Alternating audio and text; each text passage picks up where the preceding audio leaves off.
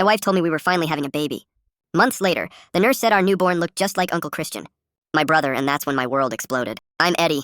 2. I thought I'd won the quiet life. House, marriage, Pinterest nursery. After 2 years of trying, my wife Eliza walked in with a positive test and shaky hands. I cried, called my parents.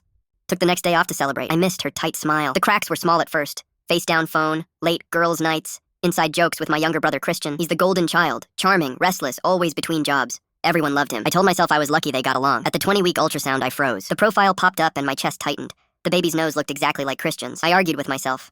Weird angle. Genetics are messy, but the seed planted. By the 3rd trimester, I was a zombie pretending everything was fine. At 36 weeks, she went into early labor.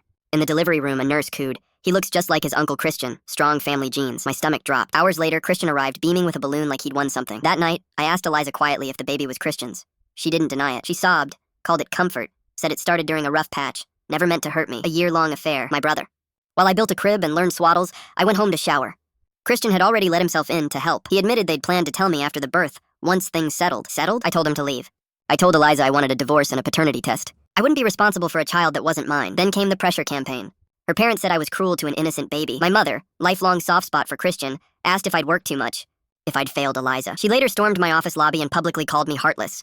That's when I stopped being heartbroken and started being smart. I hired a lawyer, froze joint accounts, canceled shared cards, and moved to sell the house. Eliza's lawyer argued I had acted as the father and owed support. Christian vanished. In court, the DNA test said what my gut already knew. 0% chance. The judge cut me loose. No support, no birth certificate, no obligation. People think that's the happy ending. It wasn't. I grieved a future that never existed. The bike lessons, the bedtime stories I'd pictured. I sold the house. Every room felt haunted. I switched jobs for a clean slate. Therapy helped me separate loving the idea of a family from tolerating a lie. Eliza wrote long apologies. Said Christian wasn't helping. Said the baby needed the only dad he'd known. I didn't respond. I wasn't reopening that door. My mom still says I gave up on family.